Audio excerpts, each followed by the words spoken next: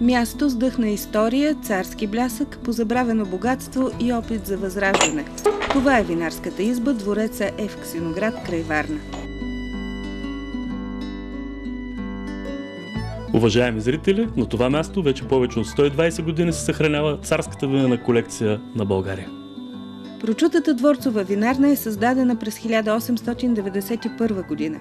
В историята й оставят следа земеделецът Янко Забунов, ерудитът с австрийско образование Христо Георгиев, белогвардеецът Леонид Лукянов.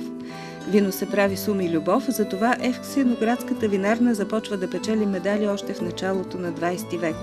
Най-много лукс проблясва в царската енотека, с известни уточнения. В царската колекция могат да бъдат видяни много вина, но част от тях не са съхранявани по най-правилния начин. И тук опира въпроса дали стават за консумация. Ние казваме, че това е къщи история. По-скоро това не е енотека в истинския смисъл на думата. Дар за царската фамилия и оцелели през повече от 100 години превратности, бутилките в тази зала разкриват за отминалите времена. Повечето са от Италия, Австрия, Германия и разбира се от Франция. Част от тях са украсявали и царската трапеза. Обикновено най-ценните бутилки са най-старите бутилки. Тук имаме бутилка от Бордо, която е на възрастта на нашето освобождение. Това е доста ценна бутилка. Тя е ценна основно за колекционери, които събират такива стари вина. Бордо е най-старото вино в колекцията.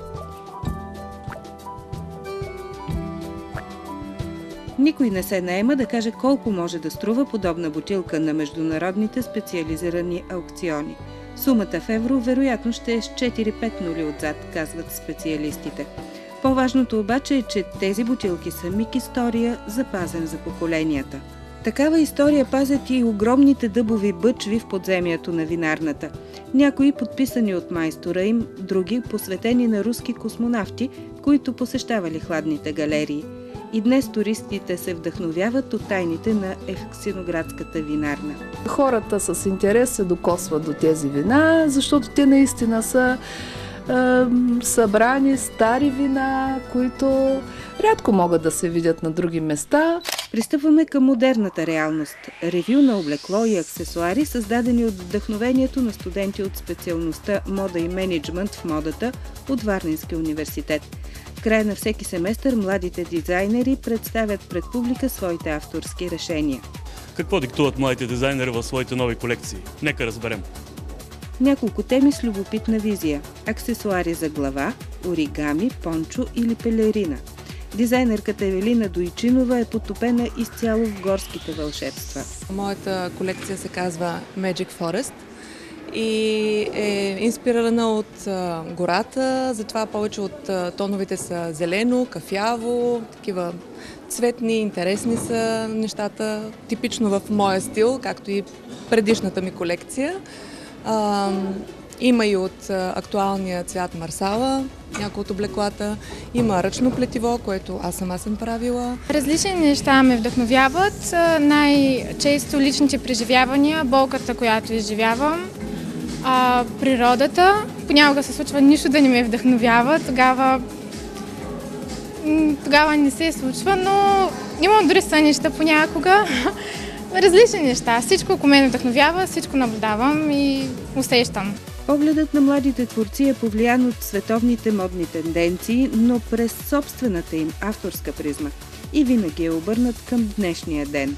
През 2016 новите цветове, които ще са актуални, са бледо-розово и бледо-синьо. Така че предполагам, че ще ги виждаме по-често вече в пролетно-летните колекции. Студентите обещават това ревю да е първото от многото им проекти през 2016 година. Уважаеми зрители, следващия мой гост е един от най-популярните съвременни български актьори.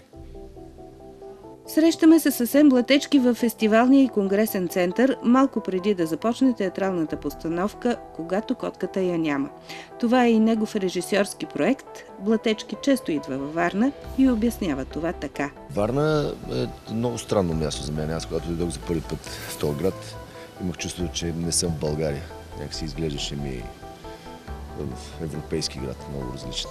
Следва връщане към миналото и работата в класа на Стефан Данаилов.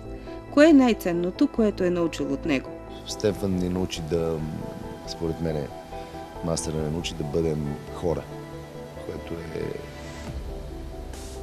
така много ценно в нашата професия.